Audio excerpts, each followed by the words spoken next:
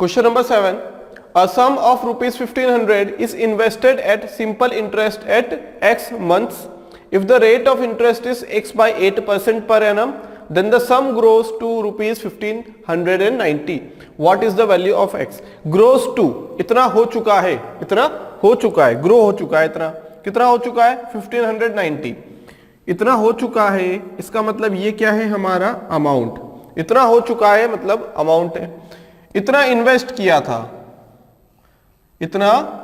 किया था, ये हो गया प्रिंसिपल। जो इन्वेस्ट करते हैं, जितना अमाउंट इन्वेस्ट करते हैं हम लोग, हम ये भी तो हो सकता है कि हम बैंक से लोन लेते हैं, हम ये भी तो करते हैं कि हमारा जो पैसा है वो डिपॉजिट करते हैं तो बैंक हमें इंटरेस्ट लगा के देती है।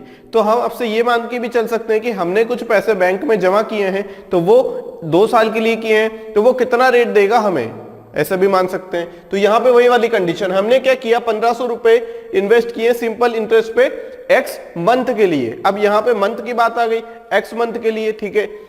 If the rate of interest is x by 8%, करना किस पे, सिंपल इंटरेस्ट पे। हमें क्या पता है, अमाउंट पता है, प्रिंसिपल पता है। तो हम लोग सबसे पहले फॉर्मूला देखेंगे, कौन सा, amount is equal to principal into 1 plus RT by 100। यहां पे हमने क्या देखा कि जो अमाउंट है हम लोगों के पास अमाउंट है वो हो रहा है 1590 रुपीज।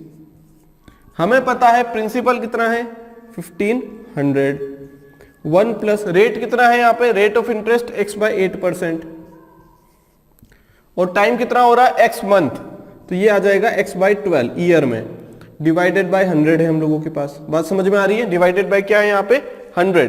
क्लियर है इतनी बात, कैंसिल कर देंगे और क्या करें, इसके बाद डिवाइड कर लेते हैं 3 से, तो ये आ जाएगा 50 टाइम्स और ये आ जाएगा 53 टाइम्स। ठीक है, इतनी बात क्लियर हो गई। ये 1 यहां आ जाएगा तो -1 हो जाएगा, ये आ जाएगा x² बाई 96 इंटू 100।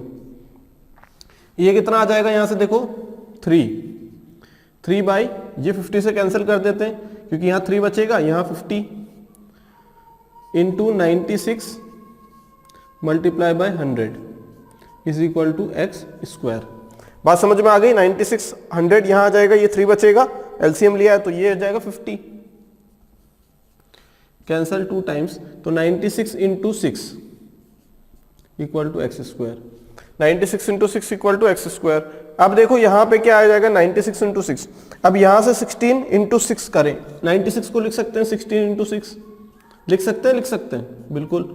ये आ जाएगा x², ये आ जाएगा कितना, x की वैल्यू 6, 2 बार है 1 बार आ जाएगा।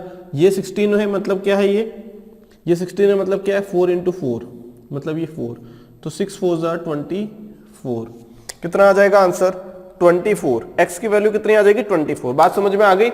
यहाँ पे हमें अमाउंट और प्रिंसिपल में रिलेशन दिया गया था, दोनों की एक्चुअल में वैल्यू दी गई थी, तो हमने यहाँ पे ये वाला फॉर्मूला लगा दिया। बात समझ में आ गई। यहाँ x by 8% as it is रख दिया, x मंथ की बात हुई तो ईयर में कन्वर्ट कर लिया 12 से डिवाइड करके, तो आंसर आ जाएगा 24। अगला क्वेश्चन देखते हैं। The simple interest on a sum for a certain number of years is equal to the sum itself. मतलब जो सिंपल इंटरेस्ट बन पा रहा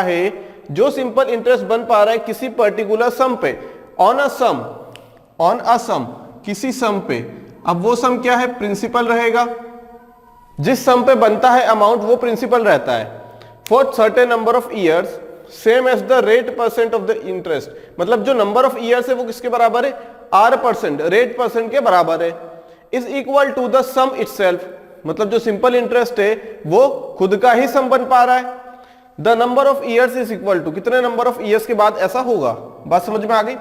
अगर हम फॉर्मूला देखें, सबसे पहले फॉर्मूला लिखेंगे P into R into T by 100, क्योंकि यहां सिंपल इंटरेस्ट की बात की गई है। ठीक है, अब सिंपल इंटरेस्ट क्या बोला गया है, the simple interest on a certain number of years is equal to the sum itself. Sum क्या है P, तो सिंपल इंटरेस्ट भी किसके बराबर हो जाएगा, P के बराबर हो जाएगा, R इंटू T बाई 100। बात समझ में आ गई। R इंटू T बाई 100 हो जाएगा ये। इतनी बात क्लियर हो गई। ठीक है, अब बोला क्या गया है ब्रैकेट में, नंबर ऑफ ईयर्स। अब वो नंबर ऑफ ईयर्स जो है same as the rate percent of the interest. मतलब जो रेट परसेंट है, मतलब जो रेट है, जो रेट परसेंटेज है वो किसके बराबर है, नंबर ऑफ ईयर्स के। जो रेट परसेंटेज है ये तो कैंसिल हो गया, ये 100। अब जो आर है वो किसके बराबर है, टाइम के बराबर है। जो आर है, रेट है, वो किसके बराबर है, सर्टेन नंबर ऑफ ईयर्स के। तो यहां टी स्क्वायर बराबर 100 आ जाएगा, तो टाइम बराबर 10 ईयर्स आ जाएगा। टाइम बराबर 10 ईयर्स। बिल्कुल इजी क्वेश्चन है, बस लैंग्वेज को समझना है। Simple interest on a certain number of years, certain number of years मतलब टी नंबर ऑफ ईयर्स के लिए। अब वो टी नंबर ऑफ ईयर्स किसके बराबर है, आर परसेंट के, मतलब जो रेट ऑफ इंटरेस्ट है उसके बराबर है। R percentage of the interest मतलब किसके बराबर है, वो रेट के बराबर है। अब रेट के बराबर टाइम है तो हमें टाइम निकालना है, तो आर की वैल्यू टी रख दी हमने, यहां रख दिया। अब बोला गया है कि जो सिंपल इंटरेस्ट है वो किसके बराबर है, सम इटसेल्फ, उसी सम के बराबर हो गया। तो ऐसा कितने साल में हो जाएगा, 10 साल में हो जाएगा। क्लियर है। Question number 9, find the simple interest on a sum of rupees 80,000 at 20% for the time of 1 year and 73 days. Clear. देखो बिल्कुल इजी सा क्वेश्चन है। यहाँ पे क्या पूछा गया है, सिंपल इंटरेस्ट पूछा गया है। किस पे, सम ऑफ 80,000, मतलब प्रिंसिपल अमाउंट क्या हो जाएगा, 80,000। प्रिंसिपल हो जाएगा हमारे पास 80,000। रेट क्या है यहाँ पे हम लोगों के पास, 20%। टाइम क्या है यहाँ पे, देखो टाइम की बात करें अगर हम यहाँ पे, तो देखो 1 ईयर तो ऑलरेडी है, और ये जो 73 डेज है, जब ये ईयर में है तो क्या हम इसे कन्वर्ट करेंगे कि ईयर में। जब ये ऑलरेडी ईयर में है तो जो 73 डेज है उसे हम कन्वर्ट करेंगे ईयर में। तो ये जो 73 है, अब अगर मंथ में होता तो 12 से डिवाइड करते, अगर ईयर में है तो 365 से डिवाइड करेंगे, क्योंकि ये क्या है, डेज में है। बात समझ में आई है भाई। एक साल में 365 दिन होते हैं, तो एक दिन में कितने ईयर होंगे, एक दिन में 1/365 ईयर होंगे। तो 73 डेज में कितने होंगे, कितने ईयर होंगे, 73 डेज में, तो 73/365 ईयर। यही हमने यहां पे किया है। कितना हो जाएगा, कैंसिल होगा क्या, 7 5 जा, हाँ बिल्कुल हो रहा है, 5 टाइम्स, तो ये आ जाएगा 6/5 ईयर्स। अब हो गया क्वेश्चन हमारा आसान। क्या पूछा गया है, सिंपल इंटरेस्ट, तो हमने लिखा SI, प्रिंसिपल अमाउंट है 80,000, रेट कितना है 20% का, और टाइम है 6/5 डिवाइडेड बाई 100, डिवाइडेड बाई 100 हो जाएगा। अब यहां से 2 0 से 2 0 कैंसिल हो जाएंगे। सिंपल इंटरेस्ट कितना बन के आएगा, ये हो जाएगा, अगर हम देखें इसे तो ये कैंसिल कर देंगे हम इसे 4 टाइम्स, तो 24 इंटू 8, 24 इंटू 8 00। अब एंडिंग में क्या आ रहा है, देखो 8 4 जा 32, 00 तो है ऑलरेडी, सभी में है 00, ये रहे 00, 8 4 जा 32, यहां पे 2 आना चाहिए, ये रहेगा आंसर। करके देख लेते हैं, 8 4 जा 32, कैरी 3, 8 2 जा 16, 17 18 19, 19,200 रुपीज, ये रहेगा आंसर। हमने यहां पे ये समझा कि अगर हमारे पास मंथ में अगर टाइम दिया गया है तो उसे ईयर में कन्वर्ट करना है 12 से डिवाइड करके, अगर डेज में दिया गया है तो हमें उसे ईयर में कन्वर्ट करना है 365 से डिवाइड करके। बात समझ में आ गई, ठीक है। यूनिटरी मेथड से भी कर सकते हैं। तो यहां पे आंसर कितना आएगा हमारा, सिंपल इंटरेस्ट 19,200 रुपीज। क्लियर है बात। Question number 9, if a sum of money becomes rupees 4,000 in 2 years and rupees 5,500 in 4 year and 6 month at the same rate of interest per annum, then the rate of interest is, rate of simple interest is, क्या पूछा गया है, rate पूछा गया है। अब rate निकालने के लिए हमें पता है कि सिंपल इंटरेस्ट, टाइम, और हमारे पास क्या होना चाहिए, प्रिंसिपल अमाउंट। अब यहां पे हमें प्रिंसिपल अमाउंट नहीं पता है हमें, क्या ये 4,000 जो दिया गया है क्या ये प्रिंसिपल अमाउंट है, नहीं, ये प्रिंसिपल अमाउंट नहीं है। एक चीज, सबसे इंपॉर्टेंट चीज इस क्वेश्चन में ये है कि जो भी हमें सिंपल इंटरेस्ट निकालना रहेगा वो प्रिंसिपल अमाउंट पे ही रहेगा, ये बात तो पक्की है ना। हमेशा इस बात का याद रखना, ध्यान रखना कि जो भी सिंपल इंटरेस्ट रहेगा वो किस पे रहेगा, प्रिंसिपल अमाउंट पे, जो हमने मनी क्या किया है, बोरो किया है कहीं से, या तो बैंक में दिया है या फिर हमने बैंक से उधार लिया है, ठीक है। तो उस अमाउंट पे ही सिंपल इंटरेस्ट कैलकुलेट किया जा सकता है बस। अब यहाँ पे अगर हम 4000 को प्रिंसिपल ऐसा सोचने में आता है कि ये 4000 है, ये 5500 है, यहाँ 2 ईयर्स है, यहाँ 4 ईयर एंड 6 मंथ है, तो यहाँ पे जो ईयर का डिफरेंस है और जो यहाँ पे डिफरेंस आ रहा है रुपीज में, तो ये हमें क्या दे देगा, रेट ऑफ इंटरेस्ट दे देगा। नहीं, जब तक हमें पता नहीं लगेगा कि प्रिंसिपल अमाउंट क्या है तब तक हम रेट ऑफ इंटरेस्ट नहीं पता लगा सकते। बात समझ में आ रही है? या तो फिर क्या करो कि ऐसी कंडीशंस बना लो जिससे क्या हो, वो चीज कैंसिल हो जाए। क्या कैंसिल हो जाए? जो प्रिंसिपल अमाउंट है वो कैंसिल हो जाए और रेट निकल के आ जाए। ठीक है, एक कंडीशन तो ये। यहां करने के देखो एक से ज्यादा तरीके हैं। अब करेंगे कैसे? यहां से हमारे पास देखो, मान लो कि इनिशियली क्या है, हमारे पास x रुपीस था, या फिर प्रिंसिपल अमाउंट क्या था, प्रिंसिपल क्या था, x, प्रिंसिपल अमाउंट क्या था, x रुपीस था।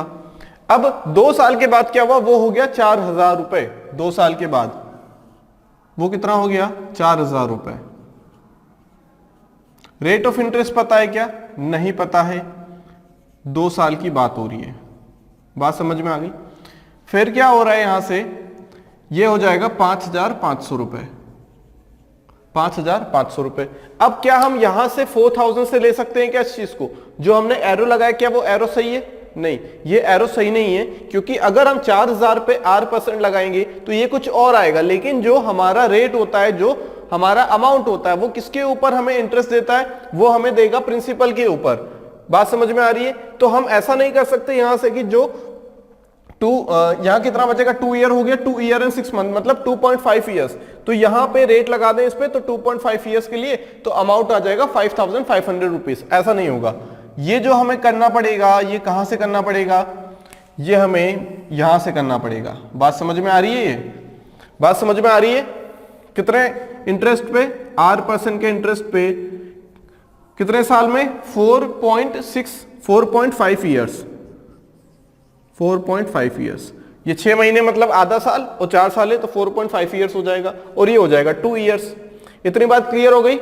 बात समझ में आ रही है? अब देखो यहां पे हमारे पास जो इंटरेस्ट रहेगा वो रहेगा तो किस पे, वो रहेगा प्रिंसिपल अमाउंट। लेकिन क्या वो चेंज होते जाएगा? क्या नहीं, यहां कंपाउंड इंटरेस्ट नहीं है, यहां पे सिंपल इंटरेस्ट है। तो जो अमाउंट प्रिंसिपल पे पहले साल के लिए जो सिंपल इंटरेस्ट बनेगा, वही रुपीस दूसरे साल के लिए भी बनेगा, और वही रुपीस तीसरे साल के लिए भी बनेगा। रुपीस की बात करें, ठीक है, रुपीस की बात करें हम लोग। हमने यहां पे देखा कि भाई जितना एक साल में बढ़ेगा, पहले साल में बढ़ेगा, उतना ही दूसरे साल में बढ़ेगा, उतना ही तीसरे साल में बढ़ेगा, चौथे में और 5वें में। इतनी बात क्लियर हो रही है? अब हो क्या रहा, देखो एक्चुअल में कि यहां पे इन दोनों का डिफरेंस है 1500 रुपए। कितना डिफरेंस है? 1500 रुपए का डिफरेंस है। और वो डिफरेंस कितने साल में आया? 2.5 साल में आया। कितने साल में आया? 2.5 साल में। बात समझ में आ गई? तो 1 साल में कितना डिफरेंस आएगा, 1 साल में कितना डिफरेंस आएगा, या फिर कितना रुपए इंक्रीज होगा? तो ये आ जाएगा 1500 डिवाइडेड बाई 2.5। इसे कैंसिल करेंगे तो आ जाएगा 600 रुपीज। इसका मतलब 1 साल में कितने रुपए बढ़ेगा, 1 साल में कितने रुपए बढ़ रहा है? ये तो कांस्टेंट है ना, जो हमारा रुपीस जो इंक्रीमेंट हो रहा है रुपीस का, वो क्या है, कांस्टेंट। या फिर हम ऐसा बोल दें कि सिंपल इंटरेस्ट जो कि किस पे है, प्रिंसिपल अमाउंट पे है, वो क्या है, कांस्टेंट है यहाँ पे।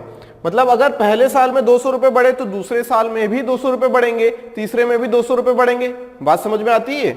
क्लियर है? तो यहां से कितना होगा, 1 साल में बढ़ेगा 600 रुपए, 1 साल में बढ़ेगा 600 रुपए, मतलब यहां पे कितना हो जाएगा, 4600 हो जाएगा 3 साल के बाद। 4 साल के बाद 42 कितना हो जाएगा, 5200 हो जाएगा। फिर जो आधा साल है उसमें 300 रुपए बढ़ेंगे। 1 साल में 600 बढ़ते हैं, तो आधे साल में कितना बढ़ेंगे, 300 रुपए। तो जो 6 महीने हैं उसमें 300 बढ़ेंगे, तो कुल मिला के 1500 हो जाएंगे। बात समझ में आ रही है? मतलब इसमें पहले 600 ऐड होंगे, पहले 600 ऐड हुए 1 साल के, 3 साल कंप्लीट हो गए, ऐड हुए 4 साल कंप्लीट हो गए, 300 हुए, 4.5 साल कंप्लीट हो गए। तो ये हमें क्या दे देगा, 5500 रुपए दे देगा। इसका मतलब कि हमने x में भी 2 साल की बात हो रही है ना, तो x में भी हमने 600 ऐड करने पड़ेंगे। फिर कितना, 600 ऐड करने पड़ेंगे तो 4000 आ जाएगा। इसका मतलब हमें 4000 में, अगर हमें 4000 में क्या कर दें भाई, ऐसा हो रहा है यहां पे कि पहले साल में 600 रुपए बढ़े, फिर दूसरे साल में भी 600 रुपए बढ़ेंगे। तो बढ़ने के बाद 4000 है, तो पहले कितने रहे होंगे, 2800 रुपए रहे होंगे ना। पहले कितने रहे होंगे, ये 2800 रुपए रहे होंगे। बात समझ में आ गई? यहां से हो क्या रहा है? अब देखते हैं कि यहां पे हमारे पास प्रिंसिपल अमाउंट आ चुका है। प्रिंसिपल अमाउंट आ चुका है, यहां पे हमें देखो अमाउंट भी पता है, या तो इससे कर ले या फिर इससे कर ले, एक ही बात है। बात समझ में आ रही है? तो यहां से अगर करें हम लोग तो आंसर क्या मिलेगा? देखो सिंपल, यहां पे अमाउंट है हम लोगों के पास 4000 रुपए। ये जो अमाउंट हो रहा है ये कितने से हो रहा है? 2800 रुपए से। 2800 रुपए था, 4000 हो गया, कितने रेट से नहीं पता, कितने टाइम में? 2 साल में, डिवाइडेड बाय 100।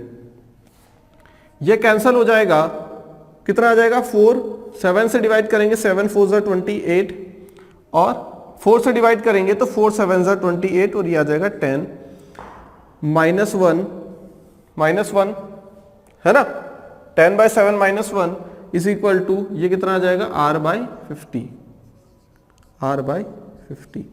ये 3 कितना आ जाएगा? 3/7 इंटू ये आ जाएगा 50 इज इक्वल टू R। तो R बराबर 150/7, तो R कितना आ जाएगा? 7 2 ज़ा 14 और 1 ज़ा 147, और ये आ जाएगा 3। इतना परसेंट, 21 3/7%। एक तरीका तो ये है।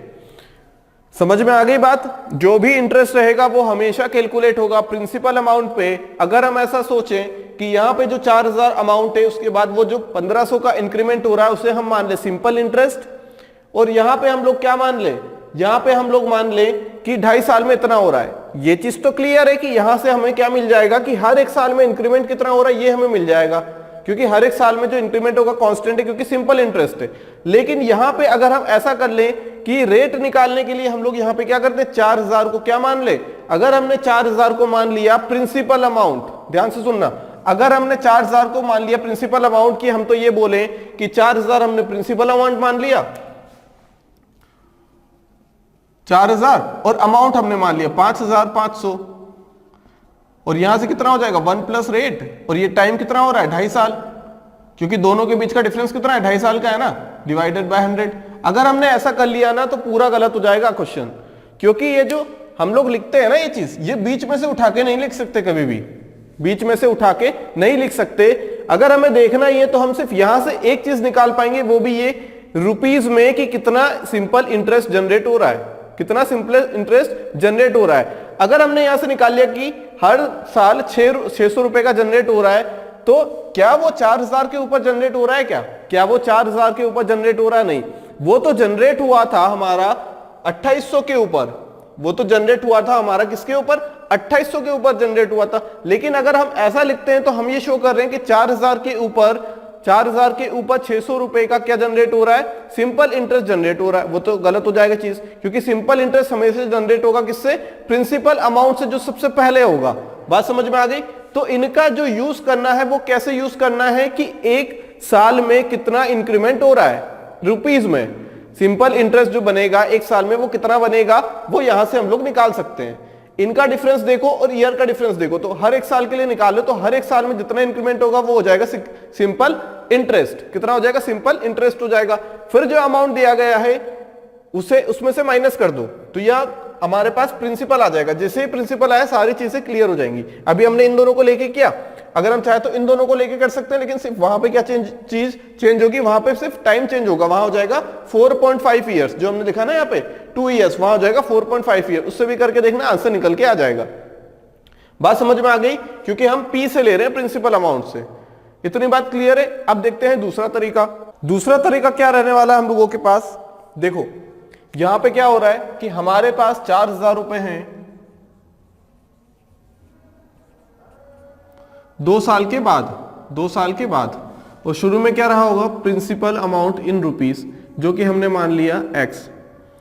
बात समझ में आ गई? ये एक्स क्या है? प्रिंसिपल अमाउंट, जैसा अभी हमने किया था। उसके बाद कितना रुपीस हो रहा है? ये 5500 रुपए, 5500 रुपीस 4 साल में। अब देखो अगर हम इक्वेशन लिखना चाहें तो इन दोनों के लिए इक्वेशन क्या होगी? देखो ये 2 साल के लिए बात हो रही है और R% पे बात हो रही है। ये बात हो रही है हमारी 4.5 साल के लिए और R% पे बात हो रही है। अब इसके लिए अमाउंट तो ये हो जाएगा, लेकिन जब यहां के लिए देखेंगे तो ये अमाउंट हो जाएगा। इसका मतलब कि यहां पे x कॉमन है, यहां पे हमें x निकालने की जरूरत नहीं पड़ेगी, x निकालने की जरूरत नहीं पड़ेगी, ध्यान से देखना। क्योंकि यहां पे क्या हो रहा है कि यहां पे ये अमाउंट है तो दो दो इक्वेशन बन जाएगी। अगर हम फॉर्मूले से जाएं तो फॉर्मूला क्या है हमारा, क्योंकि प्रिंसिपल अमाउंट देखो यहां पे सेम है, चेंज होने वाला क्या है, अमाउंट है, रेट है और टाइम है। क्लियर? तो ये रहेगा हमारा फॉर्मूला। अब हमने देखा कि अगर हम इसके लिए इक्वेशन लगाएं तो अमाउंट क्या है हमारा 4000 रुपए और प्रिंसिपल अमाउंट है x, 1 प्लस रेट नहीं पता, 2 साल की बात हो रही है, डिवाइडेड बाय 100। आगे बात करते हैं, अगर इसकी बात करें हम लोग तो ये कितना आ जाएगा 5500, 5500। प्रिंसिपल अमाउंट सेम रहेगा, रेट बदलेगा, सॉरी रेट सेम रहेगा, टाइम बदलेगा, 4.5 हो जाएगा और ये बचेगा 100। क्लियर है? तो बेस से लेके चलो, सभी चीजों को ज्यादा क्लियर हो जाएंगी। अगर किसी को ज्यादा फॉर्मूले पे भरोसा है तो वो यहां से भी कर सकता है। यहां से देखो, अगर रेशियो ले ले तो x से x कैंसिल हो जाएगा, जो रेट निकलेगा वही हमारा आंसर रहेगा। बात समझ में आ गई? नहीं तो पिछला तरीका भी बढ़िया है, वहां से हमें क्या पता लग जाएगा, वहां से तो हमें ये चीज भी पता लग जाएगी कि हमारा प्रिंसिपल अमाउंट क्या है, वहां से ज्यादा बेसिक क्लियर होंगे। लेकिन अगर बस फॉर्मूले से करना है तो यहां से कर सकते हैं हम लोग। देखो x से x कैंसिल हो जाएगा, ये 2 0 से 2 0 कैंसिल हो जाएंगे। और क्या कैंसिल हो सकता है यहां पे, और कैंसिल हो सकता है यहां से, एक काम करते हैं, इसे कैंसिल नहीं करते हैं, 100 एलसीएम ले लेंगे, इसे कैंसिल करें तो ये आ जाएगा 11, ये आ जाएगा 8। इसे क्या लिख सकते हैं 100 प्लस 2r, इसे क्या लिख सकते हैं 100 प्लस 4.5r, और जो 100 से 100 यहां बचेगा वो कैंसिल हो जाएगा एक दूसरे से। ठीक है, 4.5r। क्लियर है? अब देखो, अगर मल्टीप्लाई करें यहां पे हम लोग तो ये आ जाएगा 800 प्लस ये, अगर 2 इसे दे दे तो 9, 9 4 जा 36, 36r, ये हो जाएगा 1100 और ये हो जाएगा 22r। बात समझ में आ गई? अगर यहां से हम इधर r लेके जाएं तो ये आ जाएगा 14r और ये आ जाएगा 300। तो रेट कितना आ जाएगा, 2 से डिवाइड करें इसे तो ये आ जाएगा 150 और ये आ जाएगा 7। फिर से वही बात आ जाएगी, 7 2 जा 14, 1 और 3, 21, 3/7%, क्योंकि यहां जो रेट लिखते हैं वो परसेंटेज में ही रहता है। बात समझ में आ गई? तो देखो यहां से भी हमने आंसर निकाल लिया। तो अपने अपने तरीके हैं निकालने के। अगर हमसे सिर्फ रेट पूछा गया है यहाँ पे तो हम लोग आसानी से कर सकते हैं, रेट निकाला बस आंसर निकल जाएगा। लेकिन अगर हमसे ये बोल देता कि आप हमें रेट भी बताइए और प्रिंसिपल अमाउंट भी बताइए, तब हम लोग क्या करते? तब तो यहां से तो हमने बस रेट निकाला है। क्या निकाला है? रेट। अब इस रेट को यहां पुट करना पड़ेगा और अमाउंट को यहां पुट करना पड़ेगा। ये वाला अमाउंट, अगर ये वाला अमाउंट लेंगे तो टाइम ये वाला लेंगे, अगर यहां पे अमाउंट ये वाला लेंगे A2 तो टाइम भी A2 के लिए रेस्पेक्टिव में लेंगे, 4.5 साल। बात समझ में आ गई? तो यहां से भी हम लोग निकाल सकते हैं आंसर। क्लियर है बात?